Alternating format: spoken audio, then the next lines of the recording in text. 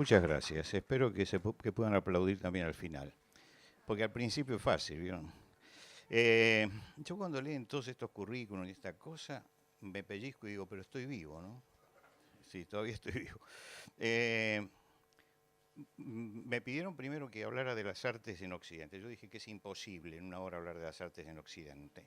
Entonces dije artes plásticas. Y en muchos lados figura como artes plásticas, ¿no? Es decir, ¿por qué? Porque yo no puedo acá traer un trozo de Bach y que lo escuchemos todos para ver qué era la música barroca, ¿no? Entonces me voy a dedicar a la parte pictórica, que es así, la vemos, y es donde se inicia realmente y donde tenemos testimonios, porque no tenemos testimonios de la música del principio de los cristianos, ¿no? Que era lo que cantaban en aquel momento, cuál era la melodía. La literatura es un poco más fácil, ¿no? Porque tenemos ya la literatura, tenemos bastante literatura, pero imagínense si tenemos que hablar qué sé yo, de la Divina Comedia y de todas esas obras que están saturadas de comentarios bíblicos, o del Quijote. Juan Monroy escribió un libro sobre la Biblia en el Quijote, no podemos hacerlo. Entonces me voy a dedicar a las artes plásticas. Eh, Dios es un gran artista y toda la creación, en su falta de reiteración, Dios no hace nunca dos obras iguales, ¿no? Hay miles de millones de rosas, pero no hay dos que sean iguales. En el equilibrio y en la originalidad que tiene Dios, se está mostrando que es un gran artista. El salmista dice que lo hizo todo hermoso en su tiempo. En el libro de Eclesiastés, todo hermoso en su tiempo. El primer versículo de Génesis ya dice que Dios creó y después dice que Dios hizo. Y hay una diferencia entre Dios creó y Dios hizo. Solamente la palabra creó como sacar de la nada, como ex nihilo, aparece solamente 3 veces en el libro de Génesis, en el primer capítulo de Génesis. Hizo aparece muchas más veces. Cuando aparece la palabra creó en el original, me estoy refiriendo al original hebreo, cuando aparece la palabra creó, quiere decir que Dios sacó algo de la nada, no existía y existió en ese momento, por ejemplo la materia. Si ustedes van a Lavoisier dice la materia es eterna. No, de algún lado salió la materia, ¿no? Entonces la Biblia dice creó, Dios la sacó de la nada. Pero después con ese material Dios construye. Él tiene palabra creadora y tiene palabra ordenadora también. Él puede sacar de la nada y puede ordenar lo que está. Entonces esas dos palabras aparecen en el libro de Génesis y demuestran que Dios es un artista. A diferencia del hombre, el hombre no tiene la palabra creadora que puede sacar de la nada. El hombre tiene que trabajar siempre con los materiales que tiene y construye de acuerdo a lo que está a su alrededor. Ahora, en el libro de Éxodo ya se habla de Dios usando artistas, no solamente usando artistas. Para el tabernáculo Dios inspiró espiritualmente a un hombre para que hiciera toda labor primorosa de arte, ¿no? Quiere decir que Dios es un Dios que ama el arte. Y puso los límites al arte. No te harás imagen ni ninguna semejanza de cosa que esté arriba en el cielo ni abajo en la tierra. No te inclinarás ante ellas. Y este es el énfasis del mandamiento. No te inclinarás ante ellas. Yo pensaba que si mi abuelo me ve hablando de arte en este momento, se desmayaría y pensará que soy un apóstata. Porque como viejo italiano criado en la idolatría católica, él recibía un almanaque de los Estados Unidos con una figura de la Biblia y lo rompía, decía, esto es idolatría, ¿no? Bueno, tenía un concepto bien extremista en ese sentido. Pero Dios puso el límite en cuanto a la adoración. Pero Dios hizo arte, mandó a hacer arte figurativo. Que hay algunos que dicen no hay arte figurativo. No, en el Antiguo Testamento hay arte figurativo. Los querubines del arca, por ejemplo, es arte figurativo. El detalle del candelero es arte figurativo. En el templo se esculpieron querubines en las paredes y mandó a hacer la serpiente de bronce. Después, bueno, tuvieron que destruirla porque la habían convertido en idolatría. Pero eso habla de que en la mente de Dios el arte es una de las cosas estimables. Por supuesto que el arte occidental que se forja a la sombra de la Biblia. La pintura es lo que vamos a hablar hoy, pero la música, ustedes tienen a Palestrina, Corelli, Bach, Händel, Mendelssohn, y podemos seguir, ¿no es cierto? En literatura mencionamos a Dante, al Quijote, pero también la obra de Fray Luis de León, los autos sacramentales, ¿no? Muchos de ellos anónimos, otros de Calderón de la Barca, todos tomados de la Biblia. Y Chesterton, Lewis, Tolkien son hombres que conocían la Biblia y que transmitían en su obra la Biblia. El teatro en la Edad Media estuvo ligado a la iglesia, ¿no? Quiere decir que estuvo ligado a la Biblia. El arte de la Edad Media era un arte que en las grandes festividades iban carromatos grandes que presentaban los artistas, la gente se sentaba alrededor de la iglesia, pasaban los carros, representaban, después la gente no se movía, pero se movía el carro, ¿sí? Y daban la obra para la otra parte y entonces venían estos, y había un diablo que con una vejiga con piedritas adentro golpeaba a los que se dormían, ¿no? Quiere decir que el arte estaba presente aún, el arte dramático que aparece en la Biblia. El libro de Job es un libro épico. El libro del Cantar de los Cantares es un libro dramático. Hay diferentes personajes que van hablando. Ahora, en la arquitectura lo mismo, el arte gótico. Fíjense un detalle. Francia desde el año 1050 hasta el año 1350, 300 años, movió en piedra para hacer las catedrales góticas más piedra que todo Egipto en todos los periodos, para hacer estas catedrales góticas. Piensen ustedes, por ejemplo, que la Catedral de Notre Dame, ustedes pueden en el crucero edificar un edificio de 10 pisos y no llegan al techo. En la Catedral de Colonia, las agujas tienen 160 metros. ¿Cuánto tiene el obelisco? 66 metros. Tiene 150 metros.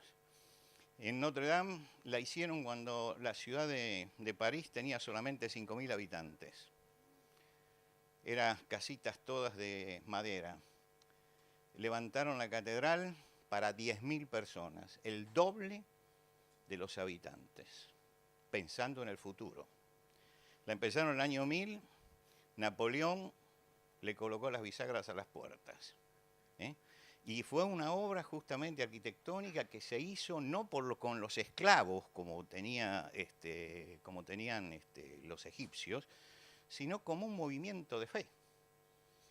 Yo no voy a abundar en esto, pero por ejemplo, lean ustedes la historia de la Catedral de Chartres, que en Chartres un rayo la destruyó y el pueblo se reunió y contrató a todos los picapedreros y armaron un campamento alrededor de la catedral y los alimentaron porque necesitaban tener un lugar que honrara realmente a Dios.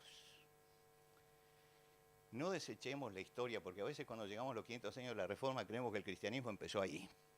No, empezó antes. Y es bueno que recorramos esa parte de la historia. Ahora vamos a empezar entonces con la parte pictórica hoy, y voy a aclarar 2 o 3 cosas. No es el coso que tengo que manejar. A ver. Lo tengo acá. Esto es muy común en mí, perder todas las cosas. Vamos a ir a la primera diapositiva con una frase de Ruskin.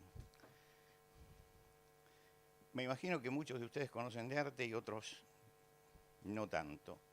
Voy a hablar también para los que no tanto. Ruskin dice, las grandes naciones escriben su autobiografía en 3 manuscritos: el libro de sus hechos, el libro de sus palabras y el libro de su arte. Nos paramos acá. El libro de sus hechos son las cosas que hacemos. Ahí estamos escribiendo la historia. Después el libro de las palabras es la historia que escribimos, que no tiene muchas veces nada que ver con lo que uno vivió. Yo tengo ya 71 años, lo que quiere decir que viví un pedazo grande de historia argentina. Ya me cambiaron un montón de parte de la historia, Ya me las cambiaron. Lo que quiere decir que el que se guía únicamente por los libros y no vio la realidad, hay una diferencia entre la realidad y el libro. Pero se escribe en otro libro, que es el libro del arte. Y dice algo interesante, dice, no se puede entender ninguno de esos libros sin leer los otros 2. Pero de los 3, el único fidedigno es el último.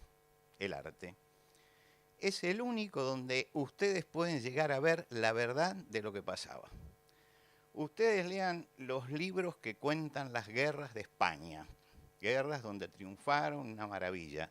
Vayan después a ver los dibujos de Goya y ahí van a ver la verdad de la guerra. Lo que no dicen los libros. Esa realidad aparece en el arte. Ese es el libro verdadero. La guerra es eso que pintó Goya, no lo que dice el libro, el heroísmo y todo eso. Goya, que era un republicano que deseaba que terminara la monarquía en España para que entraran los franceses, porque los franceses eran libertad, igualdad y fraternidad, entraron los franceses y empezaron a fusilar campesinos. Y ustedes ven el cuadro ese del 2 de mayo, del 1 y el 2 de mayo, los dos cuadros hay que ver que están juntos. Ustedes ven esos dos cuadros en el Museo del Prado y se dan cuenta, esto es la guerra y esto fue la llegada. Y ahí está la sinceridad de un republicano que anhelaba que llegaran los franceses, pero que sin embargo tuvo la valentía de decir, pero fue esto lo que hicieron. El arte reveló eso. El arte va revelando todas esas cosas. Quiere decir que nosotros tenemos en el arte un reflejo de la verdad de lo que pasa en la sociedad. Ahora, vamos a empezar con una obra moderna para entender lo que queremos decir. Ahí está.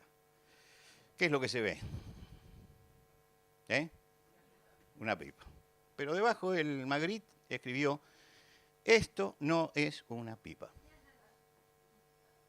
Quiere decir que nos desmiente a todos. Esto no es una pipa. ¿Qué quiso decir Magritte con esto? Me imagino que ninguno de los que está aquí fuma, ¿no es cierto? Pero si hubiera alguien que fuma, yo lo invito a que fume con esta pipa. No podría, porque esto es la representación pictórica de una pipa. No es una pipa. Las obras de arte son eso, son una representación pictórica, artificial, creada por alguien para expresar algo. Entonces es una construcción arbitraria que refleja a una persona y que no refleja la realidad, sino refleja lo que él siente frente a esa realidad, la forma de ver él esa realidad. Por eso cuando uno se para frente a un cuadro en un museo, yo a veces me río cuando voy a los grandes museos, este año estuve en 2 o 3, la gente entra, el turista entra al Louvre y empieza, ¿dónde está la Gioconda? La Gioconda, la Gioconda, la Gioconda, y llega, la ve y se desilusiona y se vuelve. Y pasó al lado de obras magníficas y no las vio. Porque no se puede mirar así de pasada. La obra, uno tiene que pararse delante y a pesar de que uno la conozca, tiene que estar mucho tiempo frente a esa obra para entender qué fue lo que quiso transmitir el artista. Quiero decir, cuando uno va a un museo, algunos me dicen, te acompaño a un museo. Digo, por favor, no me acompañes. Pues nos vamos a pelear, porque yo me paro frente a un cuadro y estoy 1 hora mirando. Entonces la persona que está ahí dice, ¿qué está viendo? Y si ya lo vimos. No, es que justamente si me dan un libro, yo me tengo que parar y leerlo, y el cuadro también es un libro donde se lee. Vamos a tratar de mirar eso, esa construcción para ver qué es lo que pasaba. Y creo que para entender el impacto de la Biblia hay que mirar un poco el arte anterior. Y entender esto, que el arte no es realista. Este señor que dibujó esto no es que no sabía dibujar y no sabía de proporciones. Sabía perfectamente de proporciones. En general el hombre de Occidente ama o busca en el arte la relación que hay con la realidad. Entonces dice, es muy lindo, parecía que estaba vivo.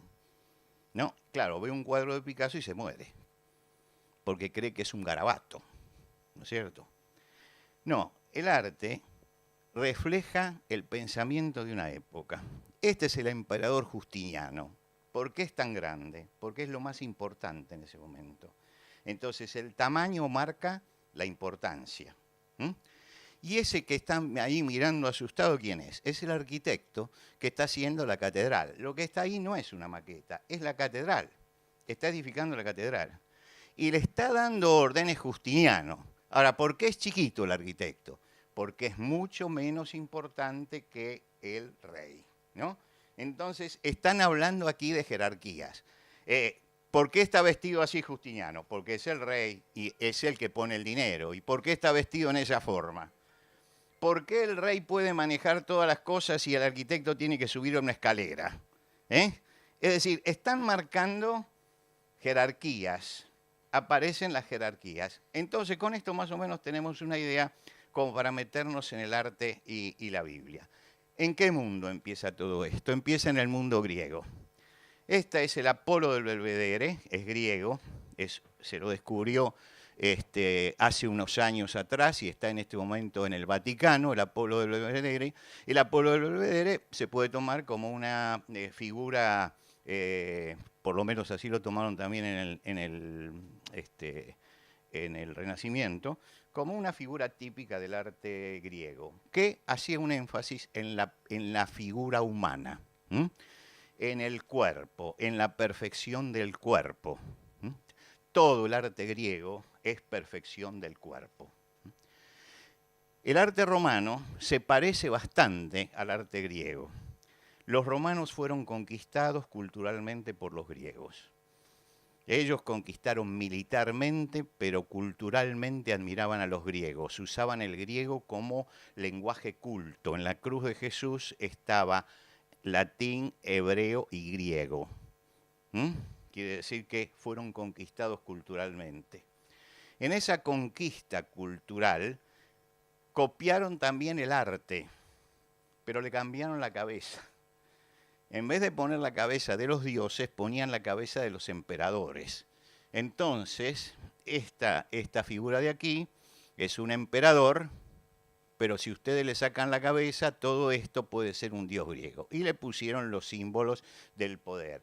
El águila es una constante. Todos los imperios usaron el águila como uno de sus signos, ¿no es cierto? Está en los Estados Unidos, estuvo en el pasado, siempre está el águila.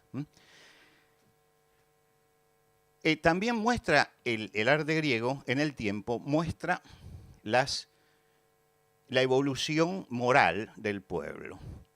Fíjense ustedes, en el siglo VI a.C., esta es una mujer griega, así las esculpían.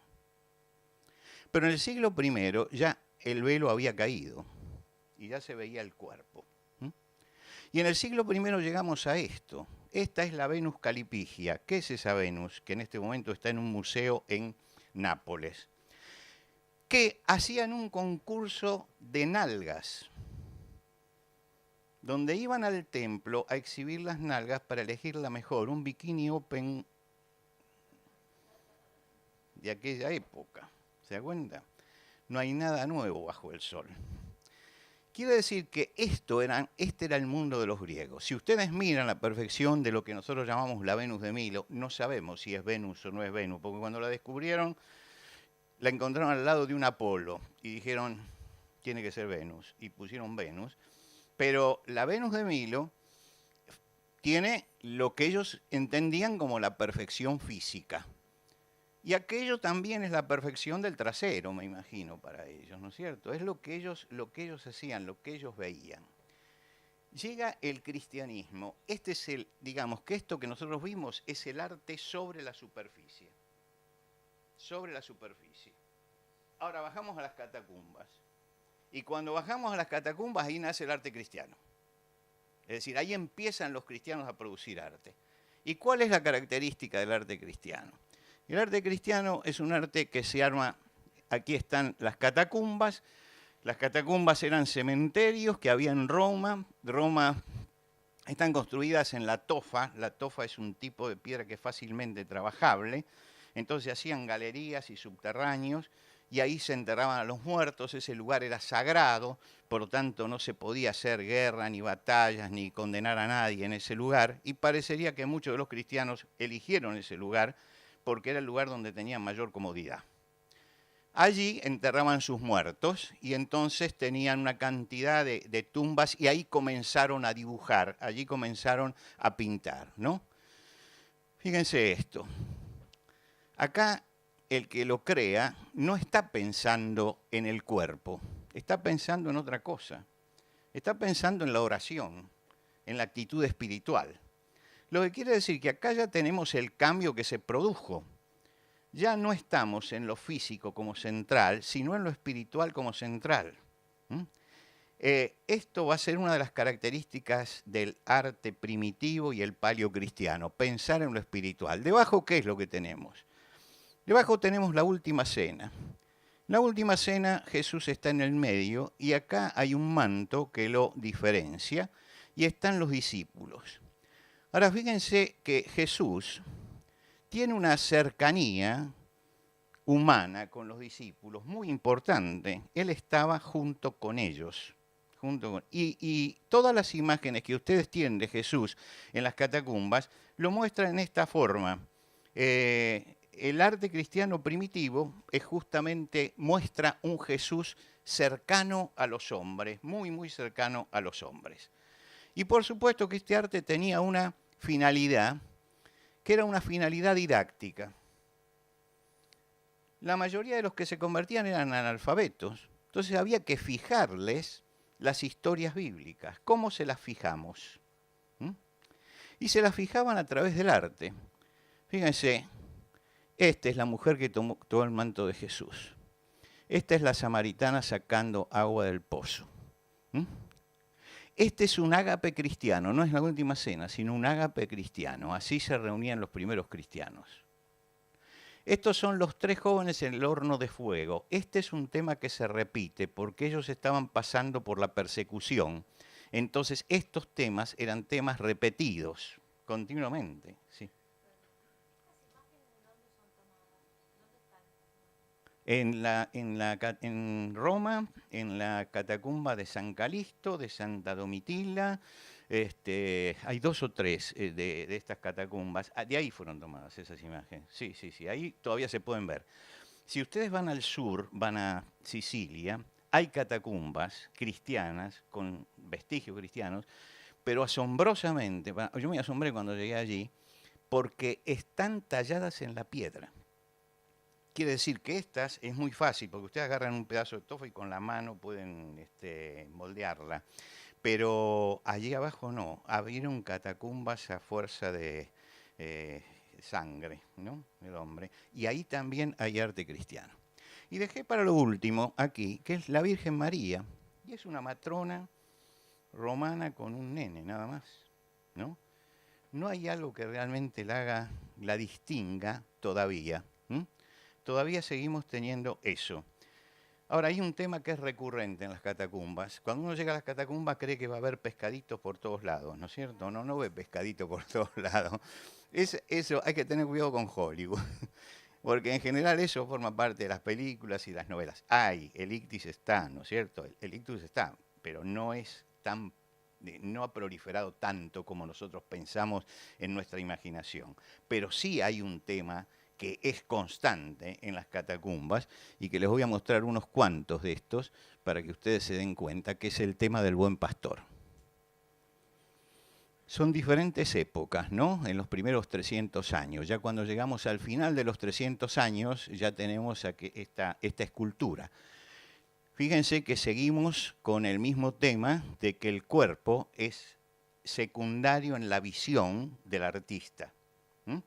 Pero hay algo que es interesante. Miren la atención cuando usted compara esto. Es la cabeza de la oveja. ¿Ve que está levantada? Siempre, siempre. ¿Por qué está levantada la cabeza?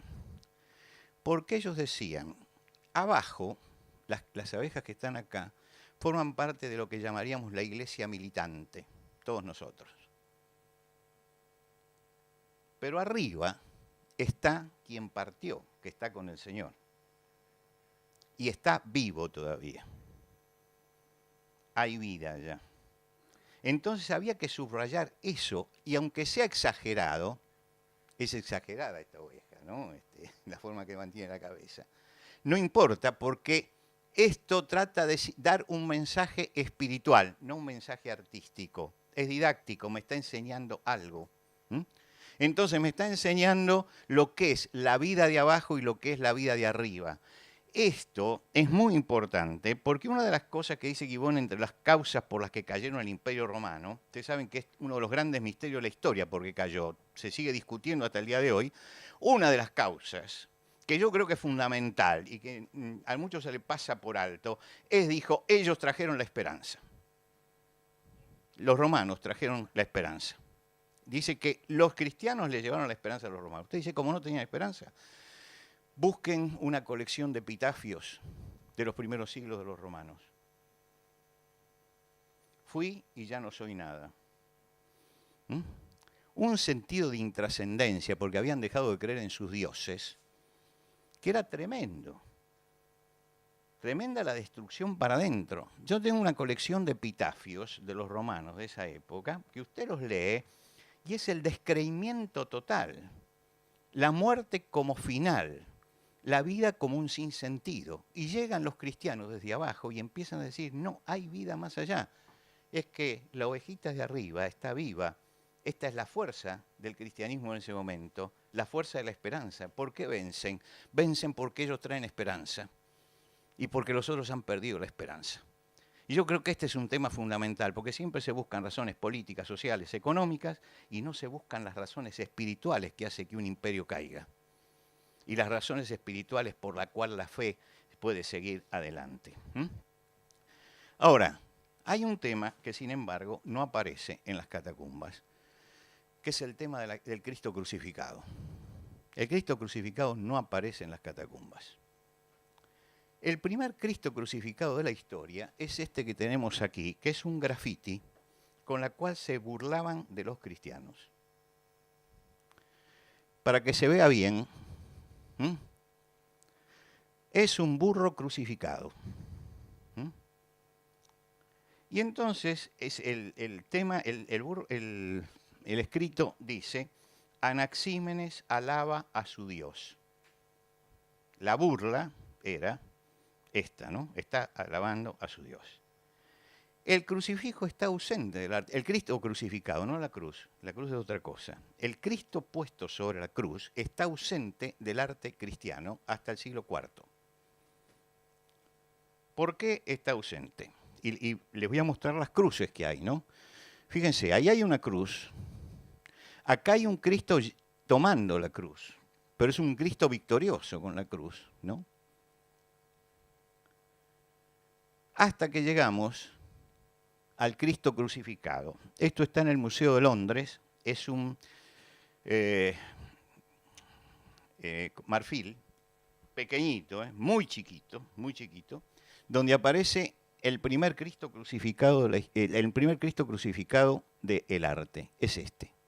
Acá está Judas ahorcado y acá está Jesús crucificado.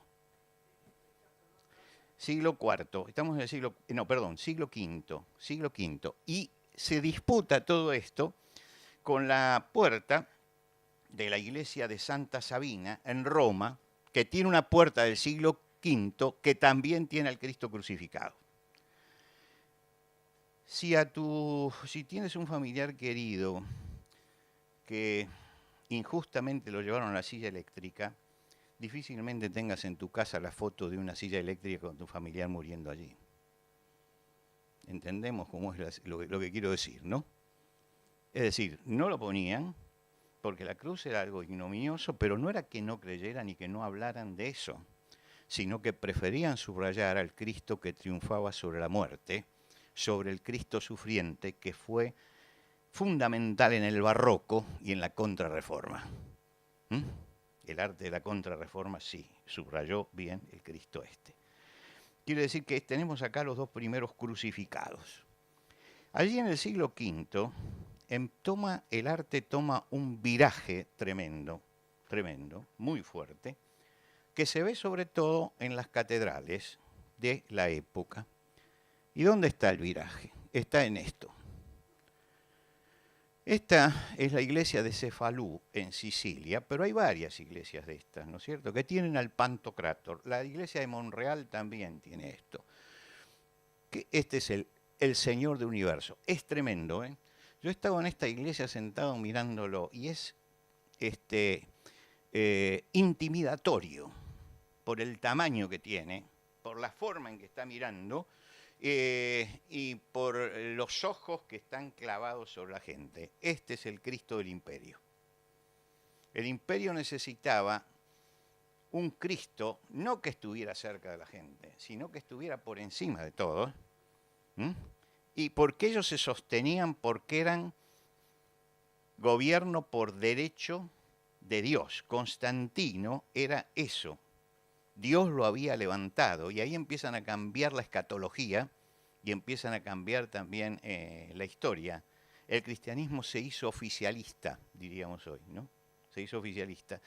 Y la teología oficial decía que Cristo levantó a Constantino y lo sostiene para darnos la libertad que nosotros tenemos en este momento, para establecer el reino, y Constantino es un ungido de Dios. La historia de Eusebio, en ese sentido, es una historia oficial. Y hay que leerla como una historia oficial, ¿no? Quiero decir que ya en el arte me está diciendo que el Cristo que yo vi al principio cercano, el buen pastor que me pastoreaba, ha cambiado por el Señor del universo, el Cosmocrátor, que está allí arriba y está gobernando a todos. Ahora, no es que los otros no creyeran en Cristo como Señor del universo. El arte pone el énfasis sobre lo que está pasando. Y lo que está pasando es que todo el imperio quiere apoyarse justamente en esto. Y esto es lo que va también a permear todo el arte imperial y todo el arte bizantino. Yo tengo que ir rápido porque estamos, no sé cuánto tiempo se fue, pero... Sí, no, pero cuando me avise ya terminó y me... Bueno, entonces vamos a ir del siglo V al siglo XI en el arte imperial, donde vamos a ver que el arte acá cambia y acá tenemos ya las figuras casi coaguladas. Son figuras que no tienen, son símbolos más que figuras. Están como coaguladas, no se mueven, están almidonadas, plastificadas en eso, ¿no? Todo el arte de aquel tiempo. Y fíjense ustedes un detalle, que todas tienen dorado. Dorado es el cielo, es lo que tenemos que aspirar. Esto es lo que tenemos que aspirar, al cielo. El asunto es que tenemos que levantar los ojos hacia arriba y mirar esto. Acá tenemos a la Virgen y el niño, que están, y lo mismo acá Jesucristo, y acá otra Virgen, también de la misma época. Como el niño hay que poner su madurez, entonces le dan la dimensión de un hombre. Ustedes saben que para dibujar un hombre necesitamos, un hombre mide 8 cabezas, ¿no? 8 cabezas se repiten y le da la dimensión. Para dibujar un chico, 5 cabezas. Chico, con eso se busca la proporción. Estoy hablando groseramente, ¿no?, de esto. Disculpen los que a lo mejor son especialistas en arte y me escuchan decir eso, pero tengo que hablar para todos. Entonces, 8 cabezas y 5 cabezas, ¿sí? De repente hay algunos, como el Greco, que ponen 12 cabezas porque alargan la figura, pero eso ya es estilo, ¿no? Es el estilo de él. Acá ustedes se dan cuenta que el bebé tiene, en este sobre todo, tiene 8 cabezas. ¿Por qué? Porque es adulto. Porque no es el bebé, es el símbolo del bebé. Están simbolizando algo y todo está puesto en el cielo. Aquí desaparece durante mucho tiempo la naturaleza en la pintura cristiana. Desaparece la naturaleza, parecería que la naturaleza no existe hasta que llega Francisco de Asís y le hace bajar los ojos y le dice, ¿esto también existe? Hasta ese momento el arte ha perdido el contenido que tenía y cuando aparece en la naturaleza aparece en una forma totalmente secundaria. Y entonces pegamos un salto hasta el año 1280 y 1310. La Virgen en el trono y la Virgen de todos los santos, Dionisanti. La primera es de Cimabue. Cimabue, fíjense un detalle que creo que es importante con lo que hemos visto. Dijimos, los tamaños dan las jerarquías. Si los tamaños dan las jerarquías, María es superior a los ángeles. Y es superior a todos los santos que están acá abajo, que pueden ser los 4 evangelistas o no se sabe muy bien. Quiero decir que acá tenemos una figura que se ha exaltado en una forma desmedida. ¿Por qué se hizo esa exaltación en forma desmedida? Porque había que contrarrestar a las Venus de allá. Y entonces se necesitaba levantar una figura que fuera la contrafigura. Y se empieza a exaltar la figura de María como el contraste con la Venus Calipigia que vimos antes, ¿no es cierto? Es el contraste. Y esa exaltación llega un momento que pierde el nivel y que olvida qué es y empieza a jerarquizarse, y acá tenemos ya la jerarquización grande, también acá todos coagulados. Fíjense que esta cabeza no es real, no es humana, no es humana. La forma y el gesto en que está presentando al chico no es humano. Sin embargo, acá aparece el Giotto, y el Giotto es el que le da vuelta al arte cristiano. ¿Por qué? Porque el Giotto empieza, esta cara se piensa que la sacó de la realidad, que buscó un modelo para poner esa cara. Él ya se va acercando lentamente, en la Virgen de Ognissanti, se va acercando a un arte mucho más, más cercano a nosotros, más cercano al Renacimiento. El que abre el camino al Renacimiento es el Giotto. Y lo llaman al Giotto para muchas cosas, por ejemplo, la basílica o la iglesia de Asís, donde está la historia de San Francisco de Asís, la pinta toda él. Y ahí se nota la lucha que él tiene entre el pasado y el futuro, ¿no es cierto? Y hay muchos de esos frescos que tienen allí que uno nota que él no se decide a dejar las jerarquías por las medidas y todo eso, pero no rechaza la humanidad y muestra a la persona no simbólica sino humana. Bueno, esto es para observarlo detenidamente, ¿no? Pero fíjense ustedes, por ejemplo, en esta, la mano de la Virgen, ¿no? Cómo está, y la mano de acá se parece más a la mano de una madre, mucho más. Lo mismo el rostro y la actitud. Ahí empieza el Giotto a cambiar el asunto, y llegamos a que es la adoración de los magos. Había pasado el cometa Halley, intenta él dibujar la estrella de Belén como si fuera el cometa Halley. No sé si le salió bien porque no estaba yo allí, pero si no se lo explican, a usted le parece que es cualquier cosa menos el cometa, ¿no? Ahora, fíjense ustedes, la forma en que el mago se inclina delante de Jesús, y acá dejó la corona, dejó el ángel que está custodiando, ¿no? Y hay una profunda humanidad ya en todos. Pero lo más notable de todo esto, y por eso es que este cuadro ha sido puesto como ejemplo, ¿no? Es esta parte del cuadro. Vamos a hacer un poco el pedacito ese. Todos están mirando al niño, pero hay alguien que es el cuidador de los camellos, que es el más humano de todos, porque él no se distrae. Fíjense la mirada que tiene. Él está mirando al camello a ver qué es lo que pasa. Y los demás están. Ahora, él lo hace porque, el Giotto lo hace porque se presenta un contraste. El centro de atención es eso, y esto está subrayando el centro de atención. Pero lo que está mostrando también es lo otro, ¿no? Que hay algo que es humano en todo esto.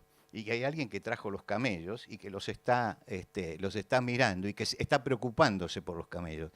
La cara esta es una de las caras que rompe realmente con el pasado. Esta cara rompe con el pasado. Vamos un paso más adelante porque cuando me dijeron 20 minutos...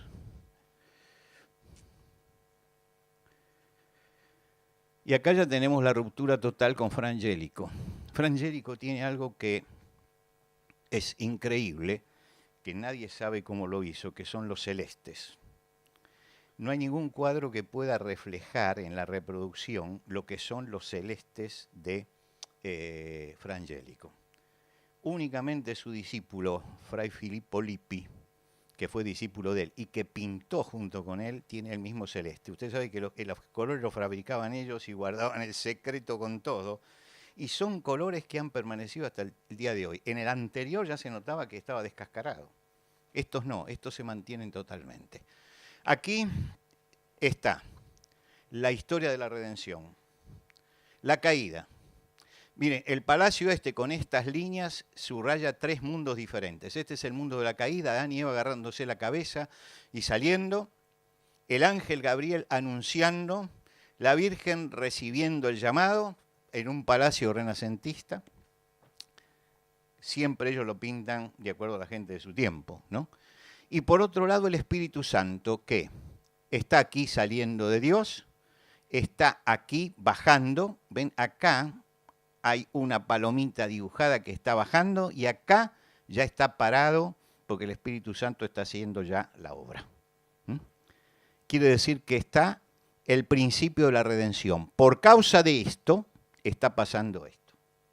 Como respuesta a esto, que es la caída, está comenzando la historia de la redención. Y una costumbre de los de aquel tiempo, que era contar las historias como si fueran una historieta. Entonces, acá está el casamiento de María y José, acá María y Elizabeth, acá está ya el nacimiento de Jesús, acá la presentación del niño y acá la muerte de María. Está toda la historia contada. 3 pertenecen a la Biblia y 2 pertenecen a la imaginación. Entonces, contaban tipo historieta. De esto se burlaba Leonardo da Vinci. Dice, parece una alacena. Parece que le hizo una cantidad de estantes abajo. Sigamos. Y llegamos a esto que es lo máximo con respecto a la Biblia. La Capilla Sixtina era un galpón que el Papa llamó a...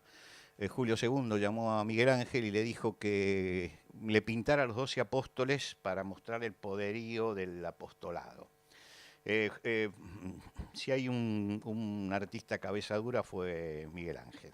Miguel Ángel le dijo que no lo hacía, que no, peleó con el Papa y el Papa le dijo, bueno, haz lo que querés.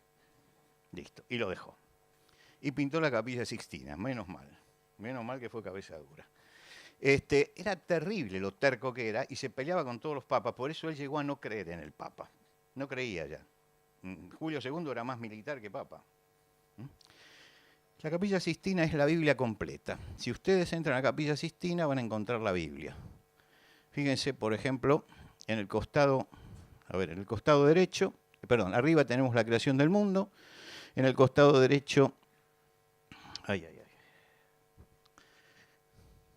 tenemos el Antiguo Testamento, el Nuevo Testamento, el juicio final.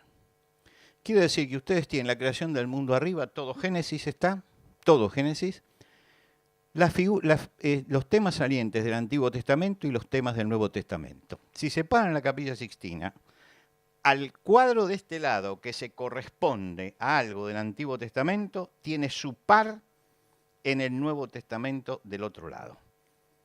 Quiere decir, hay que mirar acá y hay que mirar acá. Por ejemplo, vamos a un tema. Este es el Perugino. Fíjense, acá está la circuncisión del hijo de Moisés. Y acá está el bautismo de Jesús. La circuncisión es lo que era el testimonio de que la persona era judía, hebrea, la marca. Acá el bautismo es, dentro del cristianismo, lo que marca que la persona es cristiana. Quiere decir que, para ponerlo en términos que no son bíblicos, para ellos era el rito de iniciación. Está de un lado y del otro. Así estos son del Perugino los dos. Así está toda la Capilla Sixtina. Vamos a mirar rápidamente un poco esto que es lo más conocido de la Capilla Sixtina. Osado, y por eso no habló con el Papa y no le dijo lo que estaba haciendo, y por eso cubrió el techo y pintaba sin que nadie lo viera,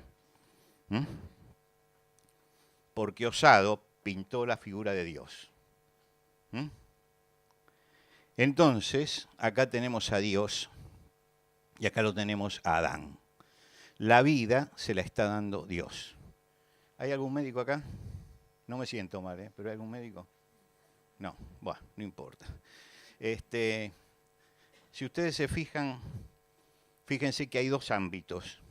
Este ámbito es uno y este ámbito es otro. Este ámbito tiene algo que es una forma que es bastante extraña. ¿Se dan cuenta? Fíjense.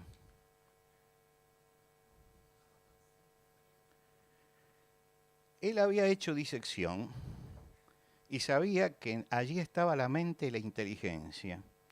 Y entonces él le da esa forma porque esto es la mente y la inteligencia de Dios trabajando para crear. Entonces le da la forma de un cerebro. Ahora, Adán está creado. Eva está todavía en la mente de Dios. Acá está lo increado, lo que Dios va a crear después. Eva lo mira a Adán, le gusta. Y detrás hay algunas figuras terminadas y otras no. Es decir, es lo que Dios va a ir creando. Algunas cosas va a ser primera y otras van a ir detrás. Por eso Miguel Ángel es un genio, ¿no es cierto? Porque dice un montón de cosas y hoy tenemos que ir rápido. Pero si no, a mí me hubiera gustado quedarme hoy todo el tiempo en Miguel Ángel, porque Miguel Ángel es un caso muy especial. Ahora van a ver por qué. Por supuesto que todo lo que nosotros, el centro es esto. Y el centro de todo esto es este espacio que hay acá. Los dedos no se tocan, porque el hombre no es la continuación de Dios. Si se tocaran, entonces estaríamos en el hinduismo. No, es alguien totalmente distinto, yo y tú. Entonces no se tocan los dedos acá. Pero hay algo que es la vida de Dios que llega hasta Adán. Acá parecería dos electrodos que van a la chispa, ¿no es cierto? Van a dar la chispa de la vida. Y él puso una mano débil que necesita y una mano fuerte que otorga. Bueno, este análisis lo pueden hacer en todos los cosos vayan a la Capilla Sixtina y vean todo, y van a ver el genio de Miguel Ángel en el techo. Y este es el juicio final. El juicio final son 360 figuras que pintó ya en su vejez bajo la influencia notable de Victoria Colonna. Victoria Colonna era una mujer influenciada por el protestantismo y empezó a hablarle de la justificación por la fe a Miguel Ángel. Y Miguel Ángel empieza a darse cuenta que Dios justifica por la fe, pero no puede decirlo porque está trabajando con el Papa. Entonces va a dejar algunos mensajes en medio de todo esto en su obra. Por ejemplo, que Pedro no está abriendo las puertas. A ver, vamos a ver más cerca. Pedro no está abriendo las puertas del cielo, está entregándole las llaves nuevamente a Jesús. La Virgen María, Jesús tiene un gesto de juicio, ¿no? Es decir, va a juzgar a los hombres. La Virgen María está cuidándose. Bueno, hay una cantidad de cosas así, y se nota los réprobos, y se nota también los réprobos que caen sobre este lado, y los que están subiendo. Es muy dramático el juicio final, y cada una de las figuras tiene un mensaje. Vamos a mirar específicamente una de las figuras, que es la parte donde están los que van al infierno. Caronte está con la nave, con el barco que lo lleva al infierno. A la gente va al infierno. Acá lo tenemos en grande. Él está, nadie quiere ir, entran forzados, pero tienen que ir al infierno. Y Caronte está allí, es un personaje de la mitología, guiando justamente a todos al infierno. Mientras que él pintaba, había un obispo molesto que iba a encordiarlo permanentemente. Y Miguel Ángel estaba harto de este obispo.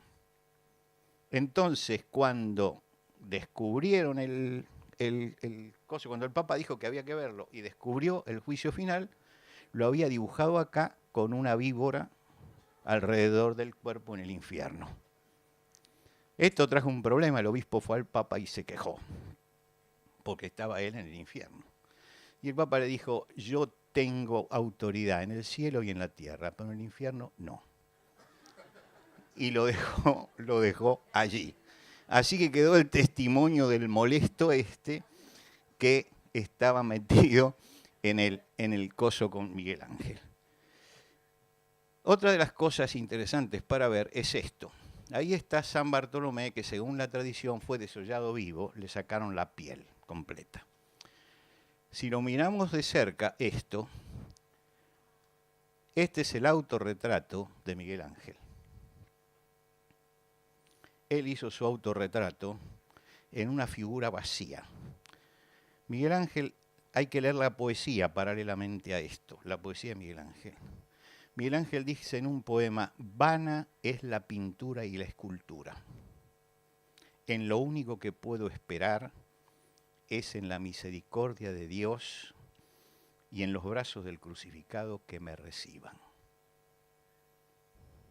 Quiere decir que acá había algo espiritual que había pasado en él. Y él se dibuja ahí absolutamente vacío. Él va a llegar vacío. Todo lo que ha hecho, él siente que es vano para la salvación. Si ustedes miran, esta es una de las últimas piedades de Miguel Ángel.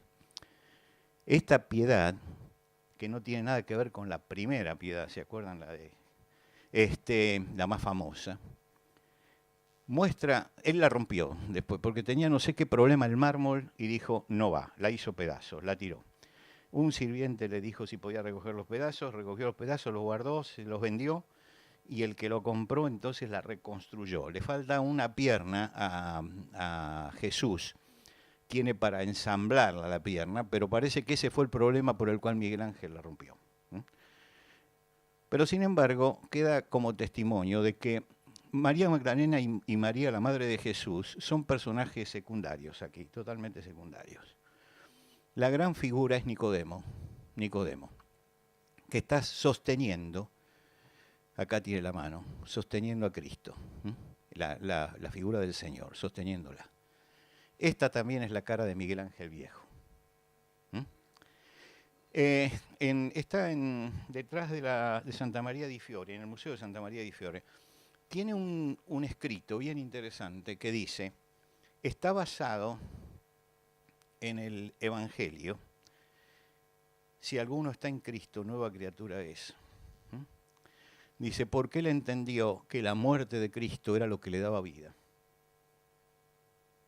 Y se estaba agarrando del Cristo que muere para tener vida.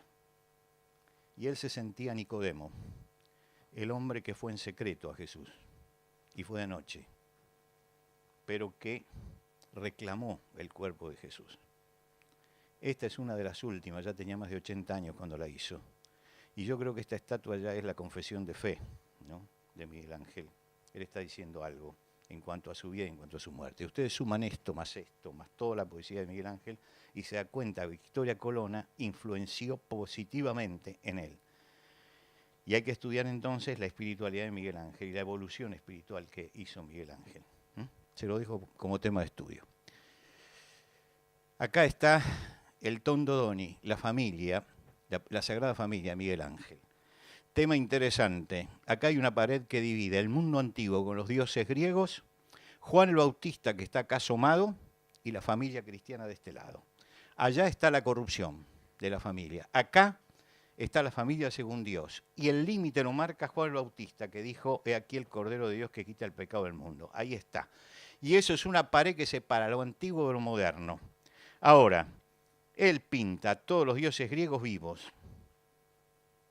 Fíjense que están vivos, no son estatuas. Es uno de los pocos que en el Renacimiento los pinta vivos. Él dice, todavía tienen vitalidad, todavía pueden actuar. Está viendo que la corrupción era una de las cosas que le preocupaba en la segunda mitad de su vida. La corrupción estaba llegando, entonces alerta en esto, mostrando que hay una presencia que está, sin embargo, en el fondo y que todavía está activa en la sociedad renacentista. No podemos dejar de mirar esto, que es una obra de juventud de Miguel Ángel, totalmente distinta a las otras. ¿Por qué totalmente distinta? Porque acá él toma a David y en vez de tomar al David bíblico, que gana la batalla no por la astucia humana, sino por el poder de Dios, lo pone como el ejemplo de la astucia del hombre que mide con la onda, está atento porque la va a disparar, celebrando el triunfo de Florencia sobre otra ciudad que era mucho más poderosa. Entonces el David significaba que el chiquito le estaba ganando al grande porque era más astuto. ¿Cómo varió de aquí al final cuando ya él subraya el hecho de que la potencia y el poder viene de Dios y no viene de los hombres, ¿no? Y entonces llegamos al gran revolucionario del arte, que es Caravaggio. Cuando murieron Rafael, Leonardo y Miguel Ángel, todos los artistas de los 100 años siguientes dijeron, con esto se terminó el arte. Lo único que podemos hacer es copiar y modificar, pero nada más. Y aparece lo que se llama el arte manierista, a la manera de los otros. Y en muchos de ellos decían, me gustaría pintar como Miguel Ángel, me gustaría dibujar como dibujaba. Es decir, estaban admirando eso. El que viene para romper eso es Michelangelo Merisi, el Caravaggio. El Caravaggio es el que pinta esto. Y este es el cuadro, es uno de los cuadros, no son originales. El original se perdió. En la Segunda Guerra Mundial lo destruyeron. Pero este es el cuadro donde él le pidieron que pintara la inspiración de San Mateo. Entonces, eligió un campesino en la taberna, porque este era hombre de tabernas. Caravaggio era un hombre de tabernas, tenía una mala vida. Eligió un campesino, que es este. Acá esto lo dibujó un alumno, él lo dibujó con los pies embarrados, porque venía caminando descalzo. Tratando de escribir brutamente sobre, y el ángel llevándole la mano, la inspiración. Cuando presentó el cuadro, lo querían matar, porque había roto con todos los cánones, no era la exaltación de la figura perfecta, ahora tenemos acá un campesino. Y además, ¿cómo puede ser que San Mateo le puedan tener que guiar la mano para escribir cuando era alguien que contaba el dinero? Entonces él contestó que alguien puede hacer muy bien los números y no quiere decir que pueda hacer bien las letras. Le rechazaron el cuadro. Como se lo rechazaron y estaba contratado, entonces pintó otro. Y el otro cuadro, por supuesto, es totalmente distinto. ¿Por qué? Porque trató de hacer lo que ellos querían. Pero no obstante, él empezó un cambio notable en el arte, que era buscar realmente hacer algo totalmente diferente. Vamos a tomar un tema, por ejemplo, que no es bíblico, que es la muerte de la Virgen, la dormición de la Virgen. Acá está Fra Angelico con sus celestes, acá Pier Maria Penacci, y acá está John Clever. Bueno, más o menos esto es lo que se hacía. Le pidieron a él que hiciera el asunto ese. Se fue al Tíber. En el Tíber había ahogada una prostituta. Tomó nota de la prostituta ahogada. Y entonces dibujó la muerte de la Virgen María. Ahí está. Sacándola de la prostituta ahogada con el vientre lleno de agua. Perdón, el vientre lleno de agua. El vientre lleno de agua. Acá no se ve bien porque, bueno, pues es una mala reproducción y hay luz. Los pies hinchados. Otro lío, otro problema con él, porque nadie quería poner esto y se la rechazaban. Pero él estaba haciendo algo, estaba volviendo, a pesar de que estaba volviendo el Evangelio a la realidad. Que la Virgen no era esa que estaba sentada en el palacio renacentista con el velo, que era una mujer de Nazaret. Entonces él iba a buscar en la realidad y en las caras lo que debían ser los discípulos, que ninguno pertenecía a la Academia de Jerusalén. Ya me dijeron que 5 minutos. Fíjense, por ejemplo, este es el camino de Emaús. Estos son 2 campesinos italianos. Mire la sorpresa que tiene, cómo la manifiesta. Miren que tiene el vestido, el traje roto. El gesto que hace, es un gesto bien napolitano. Abrir los brazos. Está tirando esta frutera, está en el borde, se está cayendo. ¿Por qué? Porque están frente a la sorpresa de esto. Pero ustedes miran esta cara y miran esta cara. Dejemos a un lado la cara de Jesús, que ahí trataba de congraciarse con nosotros. Estas dos caras son caras reales, son caras de todos los días. Entonces, entre la cara que le pintaban a los discípulos de Maús en el Renacimiento, que eran caras ideales, y esta, es más real esto, y esto es lo que él sostenía, y por eso renueva el arte Caravaggio. En el norte, sin embargo, el asunto era distinto. Los flamencos pintaban distinto, pintaban todo simbólico. Este es el casamiento de los Arnolfini. Entonces, como acá se sacan una foto del casamiento, ellos mandaban a hacer un cuadro. Este es un cuadro del casamiento de ellos. No piensen mal, la novia no está encinta, no está embarazada. Lo que pasa es que esto significa, por eso yo dije simbólico, esto significa fecundidad. ¿Sí? Van a tener hijos. Acá está el perrito, fidelidad.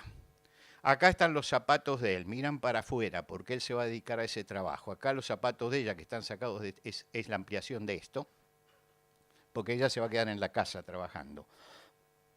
La idea de familia de aquel momento. Detrás hay un cuadro, está mostrando que esto, que es un acto íntimo, aquí está la cama matrimonial, este acto tiene testigos que se están reflejando en el espejo. Son los testigos de la boda, porque un matrimonio es un acto privado y es un acto público también, las dos cosas. Acá, en el espejo, alrededor están las 14 estaciones de la cruz, porque Dios está presente. La ventana está abierta. La ventana abierta me dice que hay luz, que es de día. Es de día. Sin embargo, hay una vela encendida, una sola vela encendida. Porque la luz de Dios tiene que estar siempre encendida, no interesa cuál sea la luz que venga de afuera.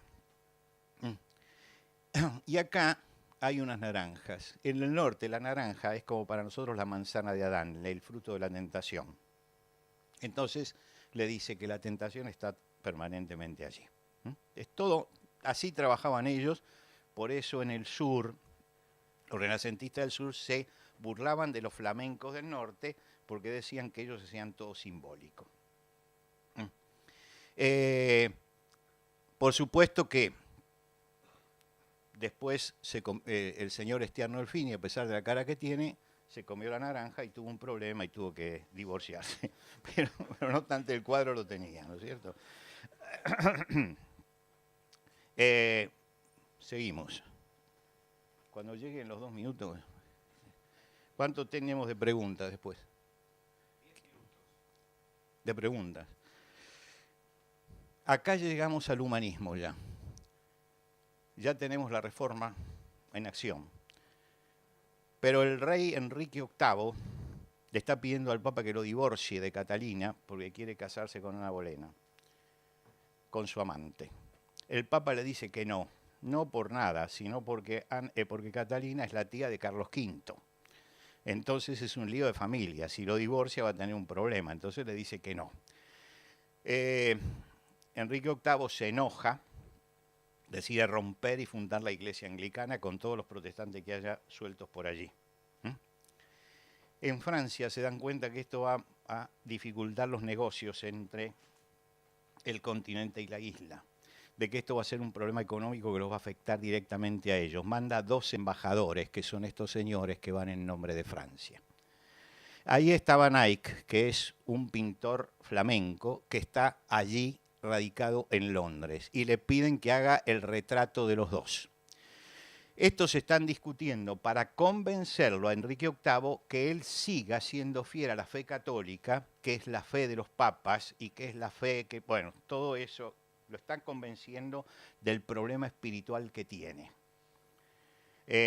para que él reaccione espiritualmente. Pero realmente en el fondo no están discutiendo eso. Ellos no van porque estén interesados espiritualmente en Enrique VIII, están porque se les acaba el negocio.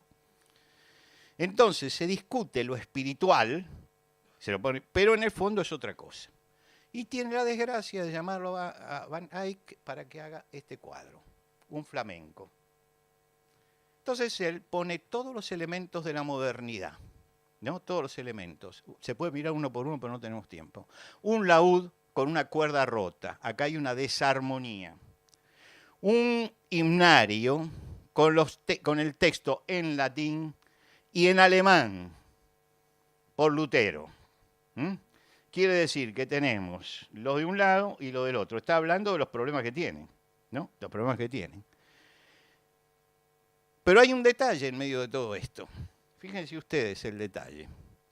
A ver si lo notaron. Ahí hay algo. ¿Lo ponemos en primer plano? Cristo está detrás de la cortina. Ustedes se dan cuenta cuál es el mensaje que está dando, ¿no? Miren, ustedes están discutiendo acerca de la fe, esto, la discusión es otra. A Cristo lo pusieron detrás de la cortina. Lo están usando nada más.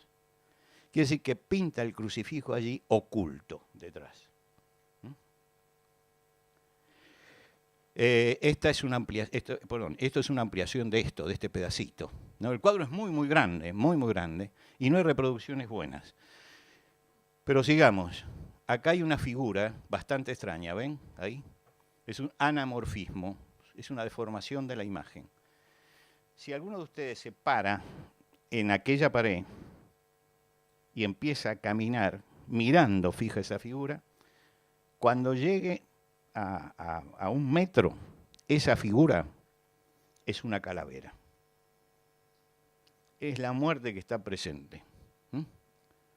Entonces, en el Museo Británico, donde está, no en el Museo Británico, en la Galería de Londres, donde está, tienen marcado un lugar. Y en general los guardias que hay le dicen, camine por acá. Y lo agarran del brazo, camine, pero mire. Y en un momento uno ve la calavera. Él dijo, mira, Cristo lo tiene atrás y acá hay un problema que se va a dirimir con la muerte, porque la muerte está presente. Por eso los cuadros hay que pararse y mirarlos con tranquilidad. Porque están diciendo siempre algo, ¿no? Sigamos.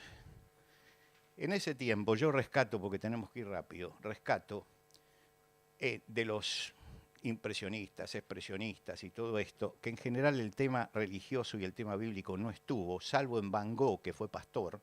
Entonces, él tiene una Biblia abierta en Isaías, pero en general el tema religioso no estaba presente como estuvo hasta ese momento. Lo humano privaba.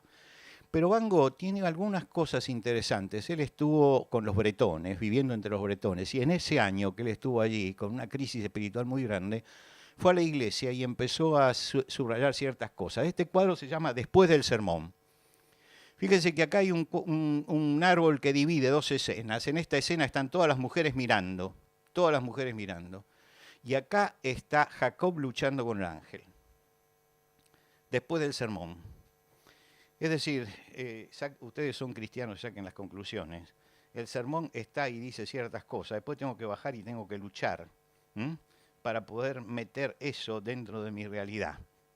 Ese es el mensaje que está dando. La lucha de Jacob con el ángel es lo que viene después del sermón, cuando yo tengo que luchar para poder encarnar eso que escuché. El siguiente cuadro que vamos a ver, también de Gauguin, es el Cristo amarillo.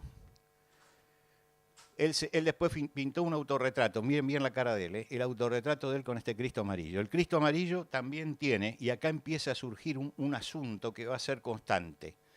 Todas las mujeres alrededor de la cruz, no hay ningún hombre, fíjense que nunca hay un hombre, pero el hombre está acá atrás trabajando. Seguimos en otro cuadro. El descendimiento de la cruz, y nuevamente el mismo tema, todas mujeres y los hombres acá trabajando. La fe empieza a ser una cosa de mujeres. Mujeres, nada más que mujeres. Los hombres están en otra cosa, totalmente distinta. Y acá Jesús en Getsemaní, y se pinta la cara de él. Ustedes la vieron recién en el autorretrato, la cara de él. Es decir, él siente que que él está sufriendo lo mismo que Jesús sufrió en Getsemaní, en ese tiempo que está entre los bretones. Por supuesto que acá el arte se aleja totalmente de la Biblia. Llegamos al cuadro liminar del siglo XX, que es las señoritas de Aviñón de Picasso, donde estaba la Virgen María y todo lo demás. Ahora están las señoritas de Aviñón, que no son señoritas, ni Aviñón es un puente. Aviñón es una calle y estas son prostitutas de la calle esa. ¿De dónde saca? Esto lo pinta en el año 1907. ¿De dónde sacan sus retratos, esos retratos? De máscaras primitivas de los africanos. Cuando terminó este cuadro, todos decían que se tenía que colgar, que este cuadro no servía. Los amigos de él le dijeron, mira, colgar, es grande el cuadro, está en el Museo de Arte de Nueva York. Le dijo, agarrá el travesaño de arriba, colgá una cuerda, poné una cuerda y ahorcate. Este cuadro fue considerado el cuadro más importante del siglo XX. Él señaló varias cosas. En primer lugar, que volvíamos al primitivismo. En segundo lugar, que la decadencia está en el centro. Y que la figura humana, cubismo, se quebraba. La figura humana se quebraba, el hombre se quebraba. Perdía la armonía que le habían predicado en los siglos anteriores. Él está viendo un poco 7 años antes la Primera Guerra. Cuando llegó la Primera Guerra todos fueron a buscar el cuadro porque tiene importancia esto. Está diciendo que algo el artista vio de todo eso. Y este es el cuadro que yo creo que es más importante del siglo XX. Picasso tiene, ustedes saben, es el Guernica. Guernica fue una ciudad bombardeada en ese momento. Y él trató de reflejar lo que pasó en esa ciudad. El toro embistió al caballo. El toro está con el gesto del animal que embiste, se da vuelta para ver qué pasó y el caballo está gimiendo acá. Acá está la piedad. La mamá con el hijo muerto. Pero él la pinta en desesperación. Miren ustedes, por ejemplo, ahí la tenemos, en desesperación. Ustedes pueden comparar esta piedad con la de Miguel Ángel. La paz que tiene la piedad de Miguel Ángel y la desesperación que tiene eso. Esto lo explicó él, Lo que estoy diciendo lo explicó él. Es la piedad, es la piedad de ese tiempo, es la angustia de ese momento. Y acá, en el otro lado, usted sabe que en la Iglesia Católica se subraya las 3 Marías, ¿no? Las 3 Marías están allí, también gritando frente a la violencia. Y yo creo que lo más interesante está en este lugar, que es que donde los del medioevo colocaba el ojo de Dios mirando, acá está la tecnología mirando. Hay una bombita, pero la bombita le dio la forma de un ojo. Nos está mirando eso. Y entonces llegamos a Andy Warhol, que es el mercado capitalista. 4, este es el arte moderno. No vamos a llegar al último arte moderno, pero segundo cuadro del tercero, la cantidad que usted quiera. Ese es el mundo moderno, es el capitalismo, es la producción en serie, todo esto. En el Pompidou pidieron a los 25 años que se hiciera una retrospectiva. Retrospectiva quiere decir que dejamos lo mejor de estos 25 años y los exponemos. 2 años hubo una cantidad de notables buscando la retrospectiva. A los 2 años presentaron su obra y la abrieron a la gente. La gente entraba y se encontraba con 2 salas vacías. Es todo un mensaje. Es la nada. Cuando nos alejamos de Dios, llegamos a la nada. Yo creo que el arte tiene mucho que decir. Y el arte tiene que ser un mensajero de esperanza. Yo estoy estimulando a los artistas latinoamericanos y logré ya que varios artistas ya están exponiendo en Estados Unidos. Artistas pop. El más grande del pop en el Perú se convirtió al Señor y dejó el arte. 25 años, quemó todos sus libros. Pero encontré un día y dije, ¿por qué hiciste eso? Y empezamos a hablar con él, volvió a pintar. Hoy está exponiendo en Nueva York. Estuvo exponiendo en Buenos Aires. Es decir, creo que hay que estimular a los cristianos que hacen arte para que el mensaje no sea el vacío, para que el mensaje realmente tenga la consistencia que el cristianismo y la respuesta que el cristianismo sigue teniendo en esta hora. Y yo creo que así como hay predicadores y tenemos que buscar que tengamos buenos predicadores que prediquen la palabra de Dios, tenemos que buscar también tener grandes artistas que reflejen en un ángulo que hemos olvidado y que fue muy importante para la Iglesia, empiecen a reflejar cuál es el sentimiento de los cristianos y cómo nosotros podemos dar todavía un mensaje a través del arte. Lo dejamos acá. Muchas gracias.